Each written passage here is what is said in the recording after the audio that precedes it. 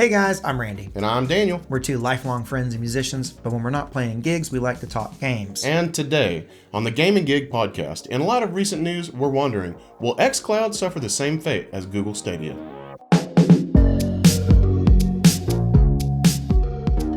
So I guess everyone knows now, but Google Stadia has failed. Wait, seriously? Yeah, it's done. And they're not officially closed yet, but all the stores closed. Like they're shutting down. I think sometime at the beginning of 2023. Yeah, it's like really, it's pretty soon. I mean, and they're offering all these refunds. Yeah, I mean, so it makes me wonder. Microsoft Cloud Gaming, which is very similar to Stadia in a lot of ways. Yep. Is it gonna die too? I don't know. That is an interesting question, Randy. So we'll have a lot of talking points, and maybe by the end of this we can figure out if we think xCloud is going to survive or if it's going to basically suffer the same fate as Stadia. Yeah, I mean, this is why you come to us for prophesizing doom and gloom or not. Maybe we can give some advice. Maybe, I think there is someone at Microsoft right now who's listening to us and they want to know our thoughts on how we think xCloud could be saved. You think they're listening to us right now? Well, after we record it, after we post it. I mean, maybe they're listening to us right now. I mean, we both have iPhones, so like... We have a PC running microphones right now, so they probably are listening right now. God, he can hear us right now. So... I didn't even think about it. So Tim Apple and Bill Gates can hear us. Tim Apple. Sorry. Yeah, they can all hear us.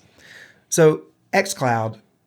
Really, it's not called xCloud. No, xCloud is Project xCloud. That was like what they called it originally, but it's called what? It just stuck with us. Xbox Cloud Gaming. Yes. Is it different enough from Stadia to actually survive? Because obviously, if it was exactly like Stadia, I think the question would be like, it would have a clear answer. No, it's not going to make it. Because if Google couldn't do it, why could Microsoft do it with the exact same product? But it is different in a lot of ways. Oh, yeah. And it also has the word Xbox in it, which certainly helps. Right. There's a little bit of a pedigree there. Yeah, you're absolutely right. But at the end of the day, like the whole thing about xCloud is that you don't have to have an Xbox. Right. But, you can play it on your phone or you can play it on your computer or whatever device you have. That's your kind of like portal into the gaming world. Right. But I think that one of the main things that's different about Xbox Cloud Gaming is that it is tied to Game Pass. Yes. Specifically Game Pass Ultimate. You can't just like purchase, Xbox Cloud Gaming and just cloud game. I mean, you can, but you have to buy Game Pass Ultimate. Right. I wonder if they'll add a tier eventually where it's just cloud. Right. I wondered that because like, should they? Probably. Because like right now it's tied into cloud gaming and technically, into Game Pass. Mm-hmm. But technically this xCloud thing is still in beta. That's crazy. It's been in beta forever. It's been in beta since it launched in 2019. Yeah. It's been in beta that entire time. So, it kind of comes across as that they're not super like confident about the service because they don't offer it as a standalone thing. Well, I mean, everybody's saying they're going to come out with a streaming stick at some point and things like that. And by then, I bet you'll be able to just buy the cloud. That's what I'm thinking. That maybe that's when it will go out of beta. Is maybe when they have some sort of dedicated thing that you can purchase, and that's when it's like its own thing. And it probably wouldn't be tied to the Game Pass service, but it kind of has to be tied to the Game Pass service in at least some way because the whole thing about this is that you're not purchasing games traditionally. Right. You're just able to play all these games. Like it's just a set library of cloud games, and they're adding new games all the time that you can play cloud. But it is tied to Game Pass. Well, I think that makes perfect sense because, you've got Game Pass for console and you got Game Pass for PC, and they don't have exactly the same games. So right. It could be the same thing with cloud, I think. Yeah. So it's also another thing that's different than Stadia is that like we said, you have the library games, but also the way you pay for them is different than Stadia because it's a subscription service. Right. And it's not like with Stadia, you bought games full price. Mm-hmm. And you just could play them as, I guess technically forever, but now the service is over. So yeah. Not anymore. But they are refunding Stadia's. But, this is a subscription, which is a lot cheaper up front. Like there's something about my brain that's like, Game Pass Ultimate is what, $15 a month? Yeah, something like that. And, you never have to buy a full price $60, $70 game. Mm-hmm. I mean, there's something for that. But you're also limited to what games you can play because they have to be in the Game Pass cloud library. Yeah, I mean, I don't want to rehash all of our arguments why we canceled our Game Pass service, but you can get stuck in a rut and realize you're paying $15 a month to play the same game. Right. And over time, you've paid more than if you just bought it. So, but I think that you got to be careful. Subscription services, just in general, like one of the things that they have going for them is that they have a low enough cost to make you think that it's worth keeping, even if you're not really using it that much. I juggle my subscription services like crazy. Like the Hulu, the Netflix, I juggle it all. Really? Yeah. Well, I mean, like... I've gotten better about it over the years. And if they do offer a standalone cloud gaming service, what do you think it will cost? Because it's not... I mean, say right now, Game Pass Ultimate is $15 a month, so it's got to be cheaper than that. Got to be cheaper than that. I mean, what do we have to compare it to? I mean, there's... This isn't really the same thing. Apple Arcade is $5 a month. So that's like the most extreme, like mobile gaming, right? Like portable. So between 5 and 15, I guess. I mean, like Game Pass, maybe like if you do Game Pass console or Game Pass PC, that's $10 a month, but neither of those come with the cloud gaming. Only Ultimate does. So right. I would say... So maybe cheaper, a little cheaper than that? I don't know. Like an $8.99? Maybe like $1 cheaper. Yeah, I could see that. I could see it being that. I think it'll come in around that $10 mark if they do this. So, but there is this one thing that happened this past week is that we had this Phil Spencer, shared a picture on Twitter of his shelves behind his desk and his aesthetic. And on the top, there was that little white box that had the Xbox logo on it. And like Phil Spencer's been known to tease stuff in the past. Yeah, you realize that was a DVD player, right? It's not a DVD player. It was. An Xbox DVD player? I'm just messing with you, man. No, so everyone's like, what is this, right? Yeah, and it looks a little sus. Yeah. Like, the thing is, we did a poll, and we talked, and like, we asked a question, like, is this, a cloud gaming device? Because it's small. Yeah. It's probably like this big, right? Yeah, it's little. It's little. For people who are listening to this instead of watching, I'd say it was probably like 6 inches by 2 or 3 inches. Yeah, it's about yay big. Yeah. And so it's small, and it was just a little bit larger than an Xbox controller. And I said, like, do you think this is the next thing? And the majority of people said no. I mean, who knows, really? So, like, I see where they're coming from. Like, they're just skeptical. Like, I get being skeptical, but if you don't think it's a, like, cloud gaming device, what do you think it is? Like, what could it be? Like, is there an alternative explanation? The Xbox Series S Slim. Oh, God. The Xbox Series SS. SS Xbox Series. What do you think they will call... That's a ship. If they put out this cloud gaming thing, what will they call it? Because they have the Series X, they have the Series S. What are they going to call... The Series C. I think so. I really do think so. Yeah. I think it's going to be the Series C for cloud. Yeah. I really do. Which is weird. That's super weird. Yeah, but... Man, I got me an Xbox Series C. That thing is slick. But, like, I don't know, like, I kind of wonder, like, what's the point of putting out a device? Like, I thought it was going to be like a stick, like a streaming Well, this stick. Thing that was up on his shelf was not a stick. And boss, all the way, also, I just want to apologize for all the throat clearings. I'm very congested, so, but yeah, this thing up on the shelf was not a stick. Not a stick, no. It was not a stick. It was like the size of like, at least the size of like the old Roku I used to have. It was maybe even bigger than that. Yeah. So, I don't know. It just seems weird to me. And I'm like, why? I mean, I get like why you'd want to have something because it kind of is like, that's your portal into playing gaming on your TV. Right. Because you may not have like something else. Like they definitely don't want to utilize like a Chromecast because that's a competitor. Yeah. So they want to have like their equivalent. Yeah. And it'll probably also do things like stream, have Netflix apps and like Hulu and like everything. It'll probably be like that. Definitely. But I also, we have smart TVs. Like, could they not just put out a smart TV app? That's something I wondered if they would do a while back.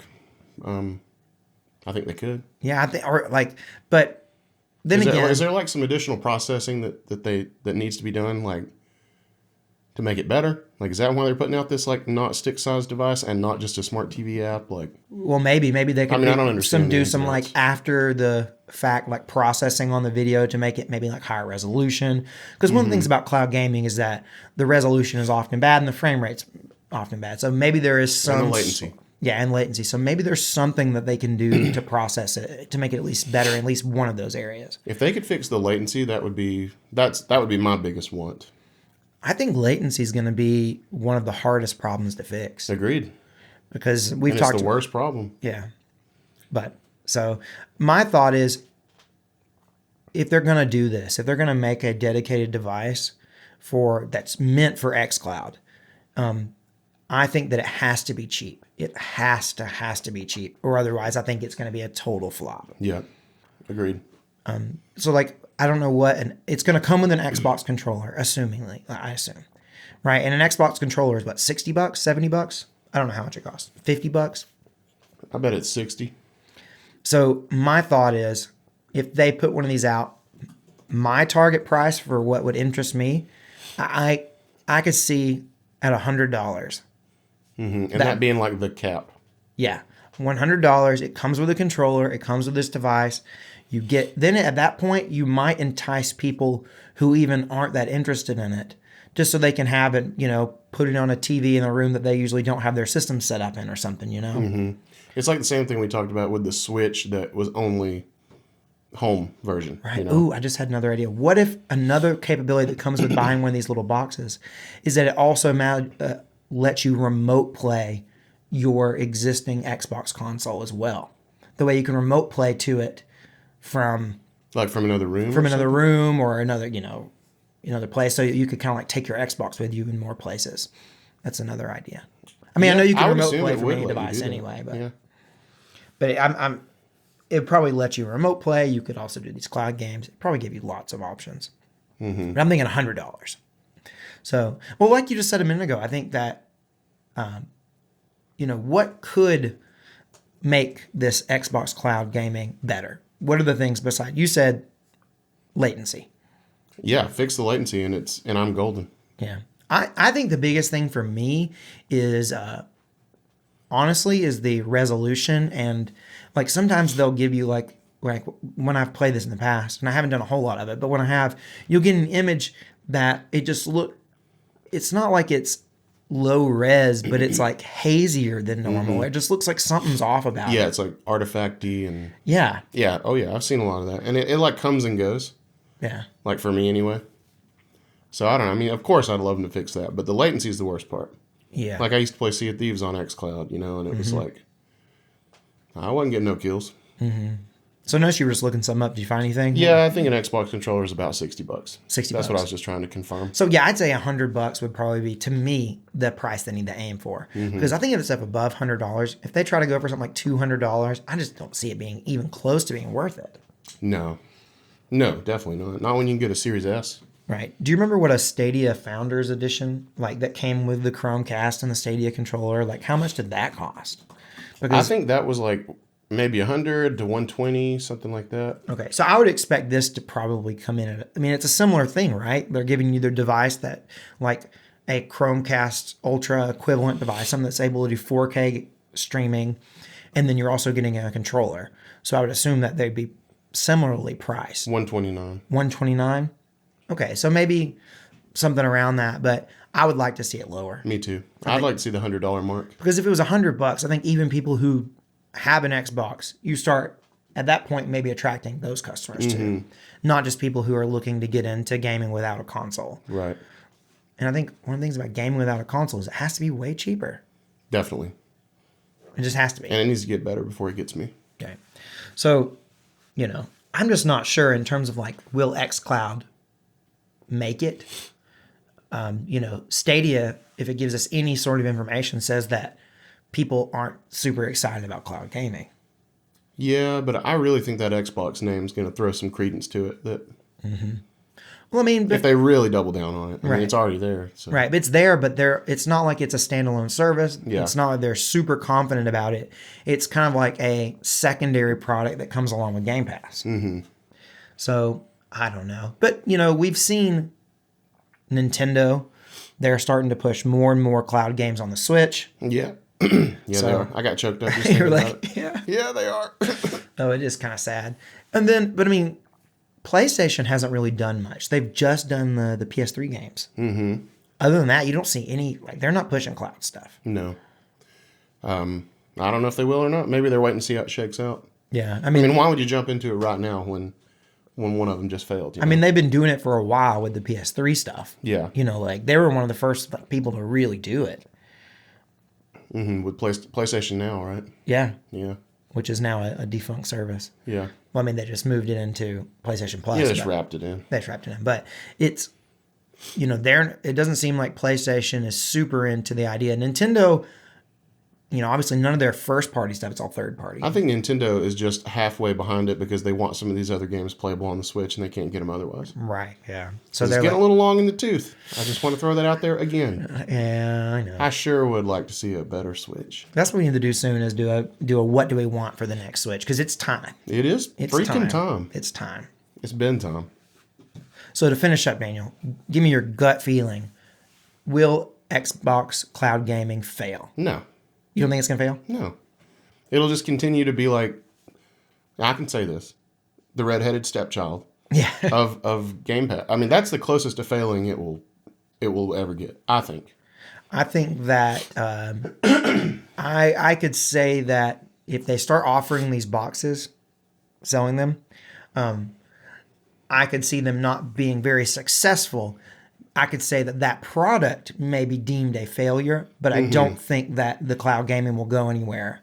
I think that they will stick with it because I think that Game Pass, if they continue, and I think it inevitably will be, I don't see how they're going to do it any other way. I think it will always be tied to Game Pass in at least some way because they're always working from the Game Pass cloud gaming library. Yep. And as long as it's tied to Game Pass, I agree. I don't think it's going to fail. It's got some protection. But I could see a standalone, like the box, you know, the Series C, we're going to say. Yeah. I could see that failing. Yeah. I mean, Spawnwave's going to put out a video, you know, a fiscal quarter after it comes out or whatever, and he's going to bring us the numbers, and they're going to be bad. Yeah, they're going to be bad. But, like, I just don't think that means it failed. Right.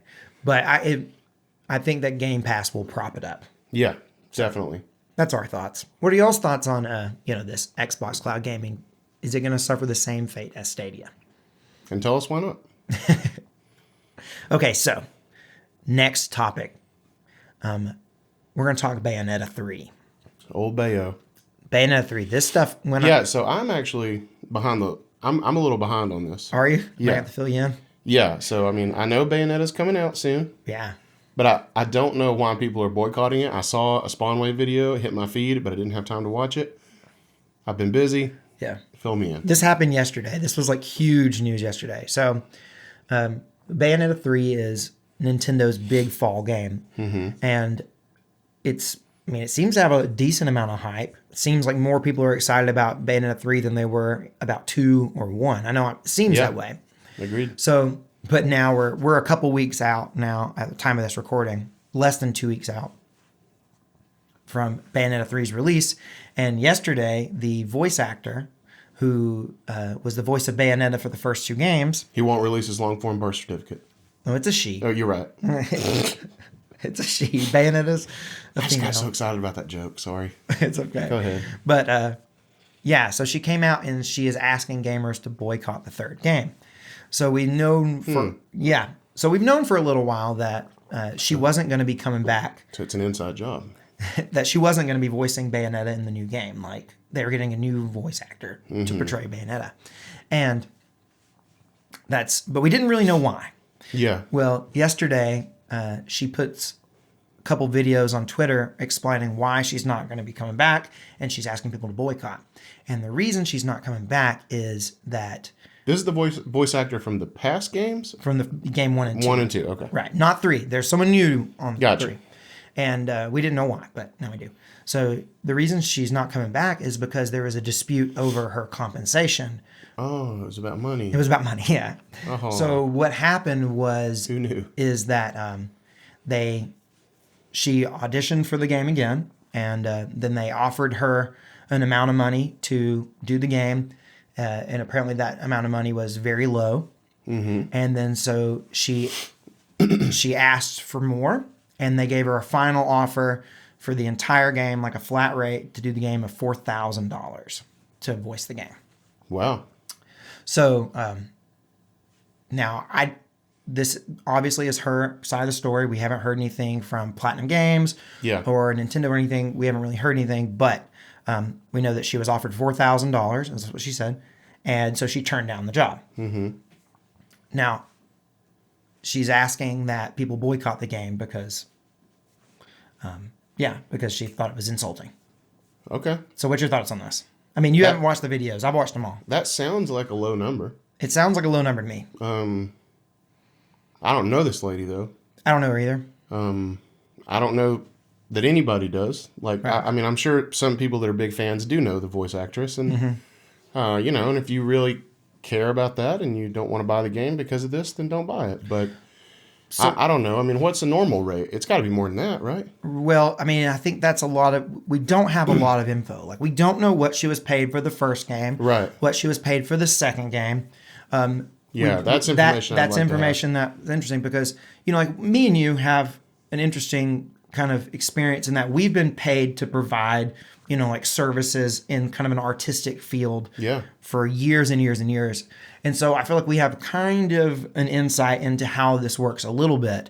Obviously, we're musicians and it's not the exact same. It's not a one-to-one. And I would love to get $4,000, but it's a different, obviously. It's different. So like one of the things that I know comes up is that oftentimes there is a set rate. Yeah.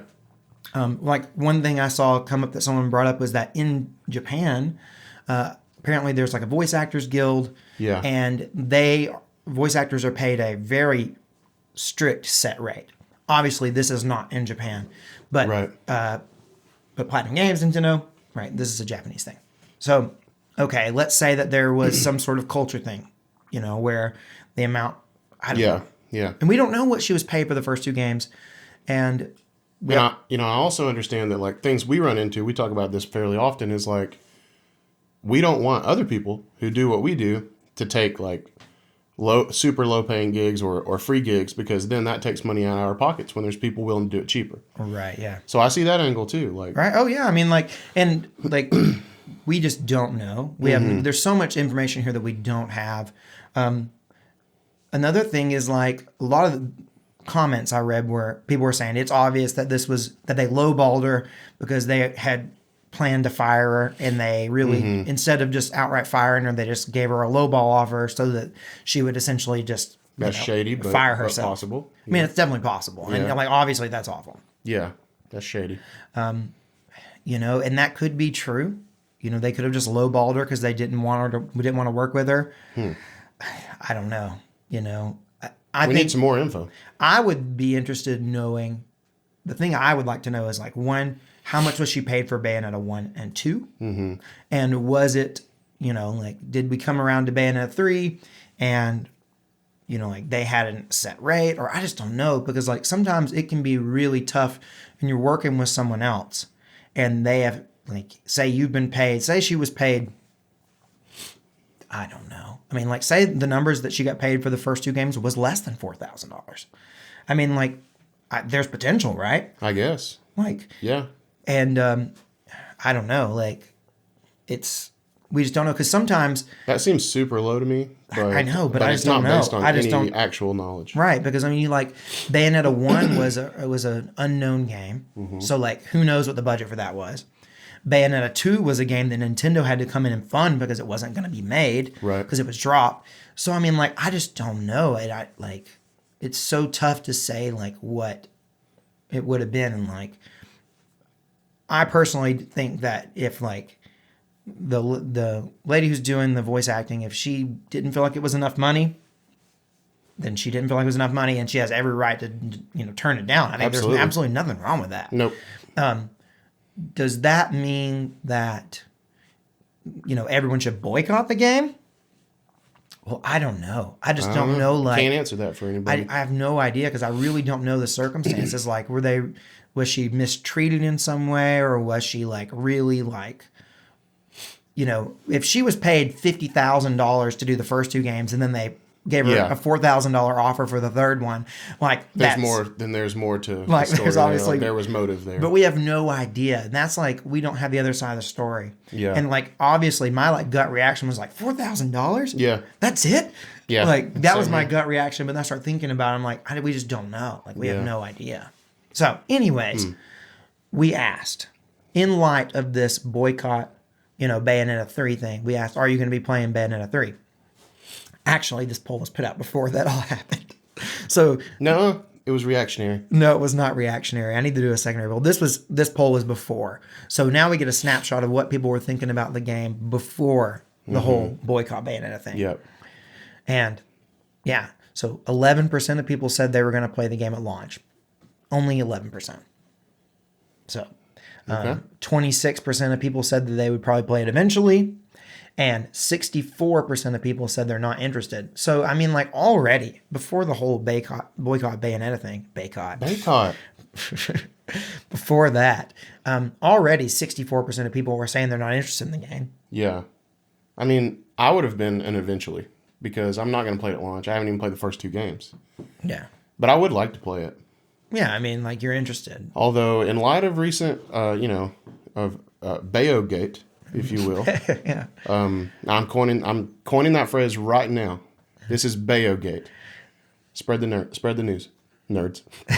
Spread the nerds. Spread the news, nerds. Yeah. I don't know. I mean, are you going to boycott it? No. Yeah, I didn't think so. I mean, like, well, I should say that, like, unless something comes out. Something comes out that's like, unless she says, like, look, I was paid this much for these, like, and the standard rate is this, and I was paid this, and this is like way under. Like, I don't know. Like, I just don't. I'm a musician. I know what the standard rate for gigs are. And it's too little. Right? So it probably is too little for voice actors too. Probably. Just a guess. And like, I don't know, like. And this game's shaping up like, it could be a big release, and like, I see you wanting to get paid. Yeah, absolutely. But let's see what the comments were on this. And remember, this was before the whole Boycott Bayonetta thing happened. Yeah. So we got Mr. Leroy Smith. And he said, not interested, WTF. Who are these people? A lot of people are not interested. A lot of folks, Leroy. I mean, like, my thought is like... Or is it Leroy? Ooh, Leroy. Mr. Leroy. I think it's Leroy. I think Leroy would be 2 E's. I don't think so. Okay. But. So my thought is, in terms of people who aren't interested in the game, well, one, it's a hack and slash. And I don't think that hack and slashes appeal to everybody. They certainly didn't appeal to me before I played the first Bayonetta game. Mm-hmm. They don't particularly appeal to me. But one thing I found is like that there are some types of games that I don't think I'm going to be interested in because they just don't like seem. I kind of like look at them like, I don't know, I just don't get it. Mm-hmm. And I think hack and slashes are definitely one of those. But now that I've played Bayonetta 1 and 2, I like the genre. At least I like the Bayonetta games. Right. I haven't played many other hack and slashes besides like, like the Warriors games and stuff like that. Yeah. And I don't like those games. But I mean, see? I want to. Those are different though. Like Bayonetta is different than those. Oh yeah, but I think I would like Bayonetta. I watched you play it that day. I think I would like it. Yeah. So, and then also a lot of people don't have the Switch. So, I mean, like, True. Switch is really, really popular, but not everybody's got one. Not everybody. Not 100% of the population. Yeah. And Bayonetta is now a Nintendo IP, so, it's only going to be on Switch. It's not going to be on your Xbox anymore. Bayonetta 1 was. I don't know. So, and then Angel Sierra said, I really liked Bayonetta 1, but 2 was just okay for me. And for 3, I would pick it up on sale, but now it's a Nintendo IP and will be forever $60. Mm-hmm. So that's another reason to step back. Sometimes the first time you play a new IP is the best, and the sequels are just more of the same with extra sauce. But for some fans good, but for others, is like just okay. Like I had trouble reading that, but I have trouble reading in general. Well, in your defense, there was no punctuation. No. No punctuation. There was one period between the word will and be, and it tried to turn it into a and there was no space. I don't know. Yeah, but I mean, some people like extra sauce, Angel. So I thought Bayonetta 2 was just as good as the first game. I don't know that I liked it better. Yeah, but I liked it. I mean, I'm excited about. So maybe it was the same amount of sauce. maybe just the same amount of sauce. Yeah. I feel you. Just more with the same with extra sauce. It's just like another Big Mac. Just one more. Yeah. Yeah. It's the second one. Yeah. Well, Celeria Rose said, not really my thing. I enjoy watching these kinds of spectacle action games, but not so much playing them. I can see that. I think that that's one of the coolest things about Bayonetta is these giant set piece spectacle thrower things. It's insane. It's so cool. Kind of like a God of War, like it's always got those big set pieces to start the game. Right. Well, I mean, it gets really overblown in Bayonetta. It is so cool, though. I mean, but that's what makes Bayonetta. You know, like it is all about those set pieces and like doing like just the most insane stuff.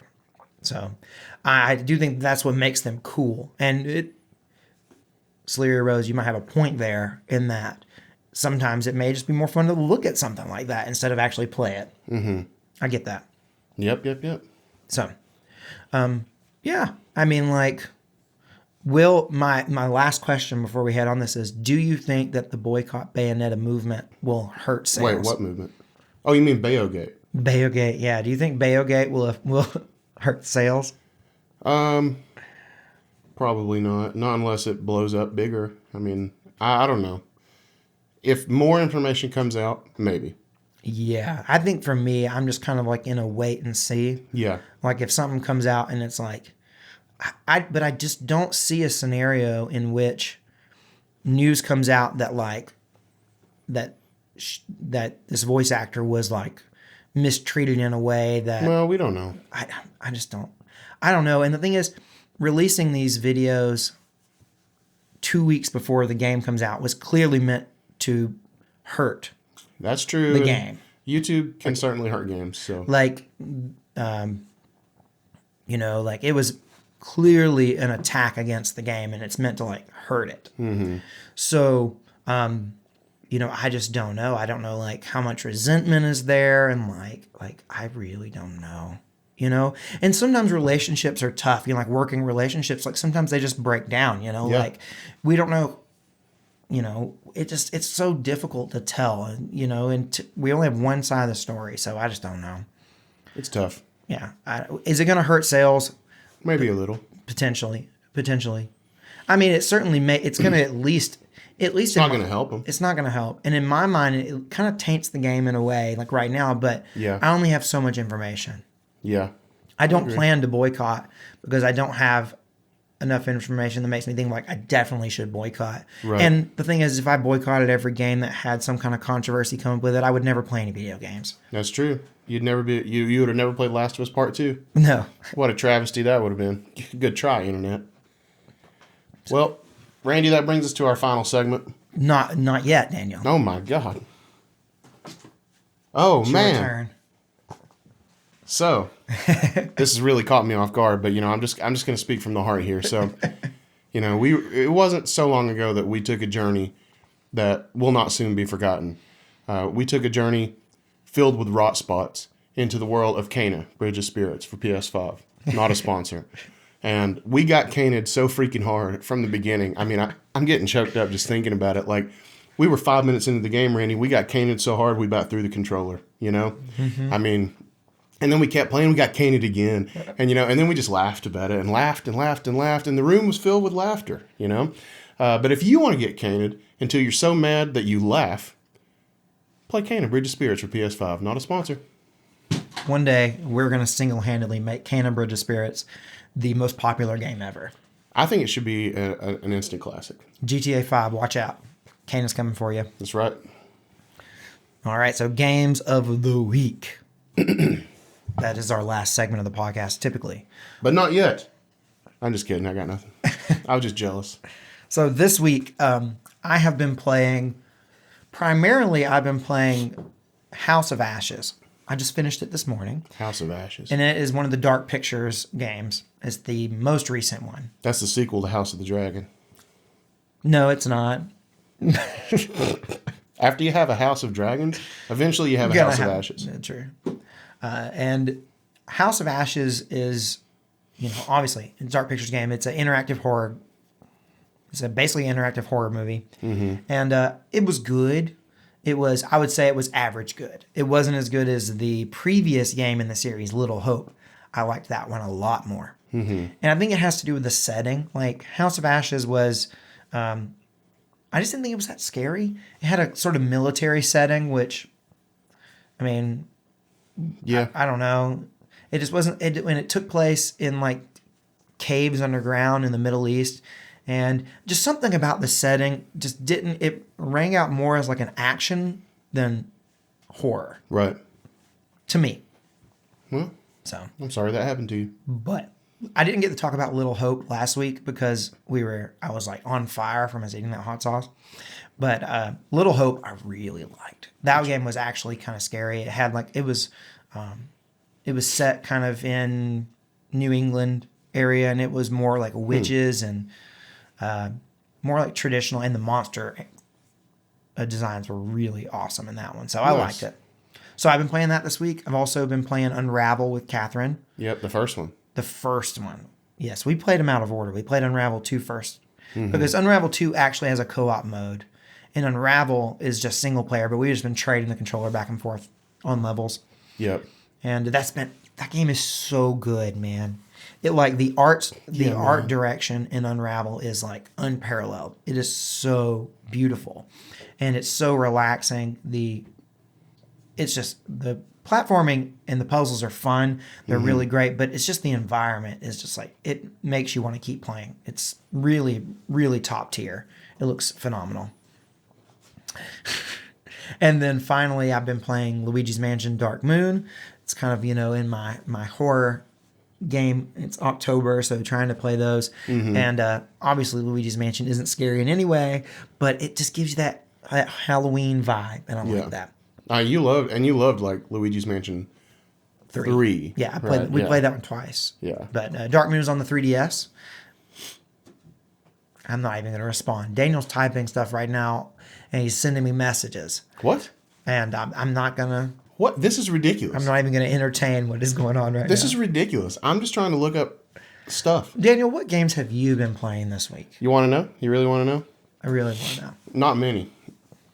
School kills me when it comes to gaming sometimes if I let it. But I'm going to use this as an opportunity to talk about the esports games that I have been involved with. So at school, I'm an esports coach for Super Smash Brothers and Mario Kart. And our Mario Kart team is currently more or less tied for first in the state. We're like 5th, but there's like 6 points that separate 1st through 8th, which is like nothing. So we're essentially in the running to win state for Mario Kart, and we are first in the region for Smash right now. So I've been playing those games with the kids, and that's been a lot of fun because we've been having some success with it. In addition to that, we did jump back into Sea of Thieves. So that was pretty cool. Yeah, we did play. I noticed you didn't talk about that, but that was refreshing to me. Yeah, I enjoyed doing that. Yeah, I really did. It's been fun, and I also played Fortnite, and that's what we've been spending most of our streams doing in the past few months. But it was nice to get back on the seas, Yeah, it really was. I kind of want to start trading back and forth. By the way, guys, follow us on Twitch if you're interested in watching us play or hanging out with us while we play video games. Right now, we are playing Sea of Thieves and Fortnite, like Daniel said. But we really like talking to people. It's kind of a good opportunity for, like, if you want to interact with us more than just through comments on the YouTube videos, we love to talk to you. And we'd like to find out, who out there is enjoying our stuff. Because we really like to just hang out and chat with you guys. And you get to meet some more of our friends and get a little more of our actual personalities when we're not in front of a camera. Well, we're still in front of a camera, but it's like a live camera. Yeah, and it's a different vibe, Definitely a different vibe. But I'm actually about to blow your mind, Randy, because there's another game that I played a fair amount of this week. Oh, really? What? Call of Duty Mobile. Did you? Yes, and it's freaking fun. I see why people like it. I've heard it. I know it's popular. Yeah. I also, before we go, I want to thank everyone who's, like, I'm sure if you're hanging out at the end here, you participate in the polls in some way. We've been getting lots and lots of, people participating with the polls. There seems like the numbers are going up on those. So I just want to thank you guys for doing that because, it gives us something to talk about. And yeah. It makes it not just us like blowing smoke, Like recently, our last number of polls have been some of the highest performing polls we've ever posted. So thank you guys. Yeah, thank you. Yeah. We also want to give a shout out to our 3 for Dale Club. Yeah. And this week, it's just Landon Stallings. So join Landon and throw a 3 for Dale in the comments if you're here this late in the video. Yeah, remember, guys, if you make it all the way to the end, we want to know that you made it. So post 3 for Dale in the comments, and we'll shout you out in the next video, or the next podcast. So, which is also a video. Which is also, well, it's not just a video. We do put out an audio version too. Yes, we do. But we only take, I guess if you're listening to the podcast, I guess there's really nowhere to put comments on, like, so I guess it's only I guess you have to follow us on Twitch. It's got to be on 3 for Dale in the chat. Yeah, so we take it from the comments of the video version of the podcast on YouTube. Correct. So, but anyways, guys, that's it for today. So, how do we end these episodes? You say your name. Until next time, I'm Randy. And I'm Daniel. And this has been Gaming Gig. Peace out.